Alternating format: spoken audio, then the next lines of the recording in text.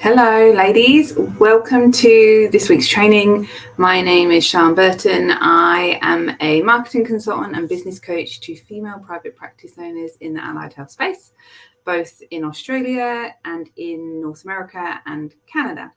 I'm here today to talk to you about when to hire your next admin and what that person should be doing.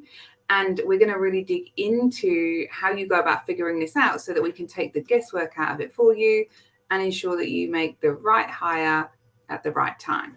So if you are here, say hello, let me know in the chat that you are here. I'm just going to make sure that I can see your comments because they don't always show up in the system I'm using. And let's dig in. So the first thing to think about is when to make your next hire. Now, there's two ways to know when this happens. There's the proactive way and there is the reactive way. Hi, Advantage, nice to have you here. The reactive way is when your team start to not be effective. So they've always been really good, getting lots of stuff done, and all of a sudden things start to back up and your team aren't getting as much done as they used to. That's because they're overwhelmed and there is too much going on for them. Yes, you can look at making them more effective in there, but generally if a team have been working really well and then they start to not work really well, it's because there's too much workload and they're struggling to keep up with it. The proactive way to avoid that situation is to forecast the growth of your practice over 12, 18, 24 months and to know that that is going to result in roughly 500 extra clients, and that if you have 1,500 clients at the moment and 3 admins, you're probably going to need another admin as the business scales to that point, and you can sort of roughly guess when that's going to be as those additional clients come on. That's the best way to do it, right? Like, we don't want your team getting overwhelmed. We don't want you panic hiring because that never ends well. So that piece around forecasting your growth and then knowing where to hire in that is by far the best way. If you're thinking, how the heck do you forecast your growth? Then go back to some of my videos around referral marketing, because when we build consistent referrals coming into the practice, you can grow and scale the business pretty consistently and therefore hire in line with that and know where the business is going to be in 6 months' time, roughly. So if they're separate videos, so go watch that. But let's dig in then to how you know who the right person is to hire. Let's say you have been proactive and you're looking at the business and saying, okay, we're consistently growing.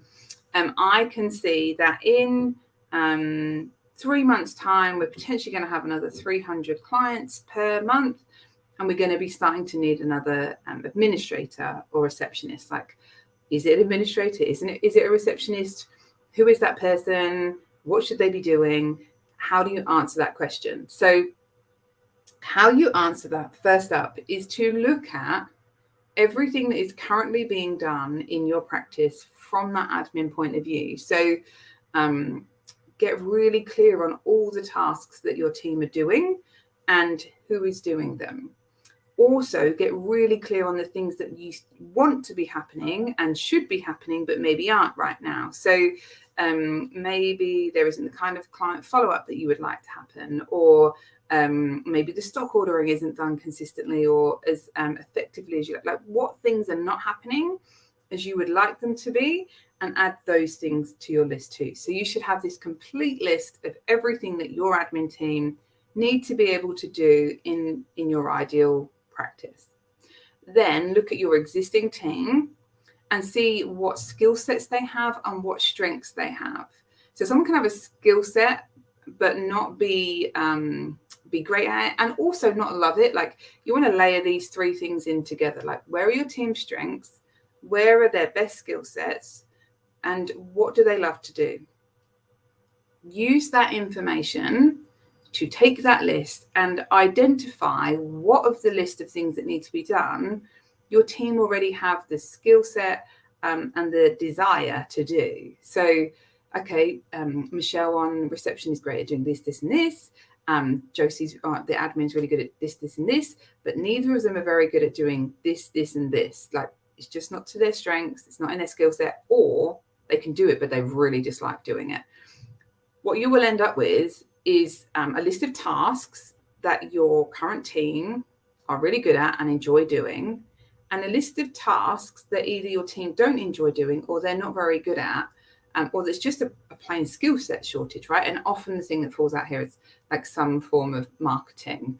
That's usually where the skill set is missing, but it might not be. It might be something else for you. This then allows you to know what you've already got covered in your team, what skill sets are already in your team, and what ones are missing, and what kind of interest the person needs to have to come into the role. That then allows you to create a job description around those things and to know the kind of experience you want the person to have, maybe qualifications they need to have. And that is what allows you to make the right hire for the right role at the right time. So there's a few of you on here, like I can see watching live. What is good about what we just spoke about? If you feel like commenting in the chat, that would be great. If you're watching back, comment in the chat, like what is helpful about that? And what is different maybe to how you've looked at it in the past? Because what I see happen is that people say, oh, we need another admin. We'll just put the same admin ad out again and just hire another admin.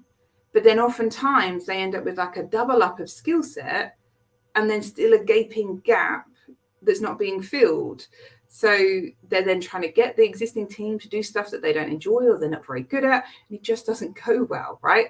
You don't want 2 or 3 admins that have the same skill set. Each time you hire, you want to be looking at what gaps do we have in our skills, what gaps do we have in our strengths, what tasks and roles do you not enjoy doing, and let's get someone in who enjoys those things, has that skill set and has those strengths, rather than let's just get another admin in that's a warm body in the front desk or whatever it might be, because it doesn't serve anybody. Like it doesn't create an effective team. Your team aren't thriving because there's this expectation they'll do things they don't know how to and they don't enjoy, and the business doesn't thrive because you've got these skills gaps that you need to fill.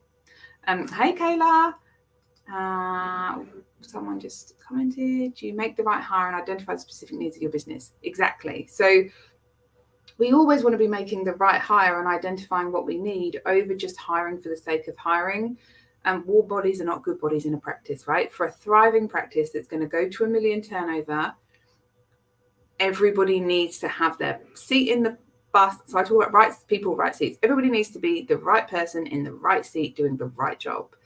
And that comes from you as the owner and as the CEO, objectively looking at what you have and what you need and creating your ad and hiring the person to fit that.